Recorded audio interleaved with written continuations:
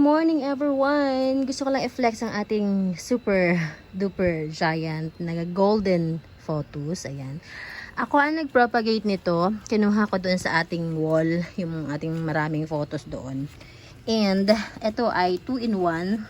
It means dalawang halaman sa isang pot. Ganyan kalalaki ang kanyang dahon.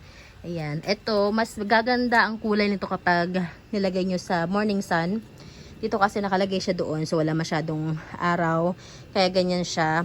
Now, pag hindi ito nabili dito, pag hindi ito nabili agad ngayon, gagawin ko ng paraan mailabas siya para mag-gold talaga ang dahon niya. Kasi nag-gold talaga ang dahon nito. Ang ganda. So, this one is available.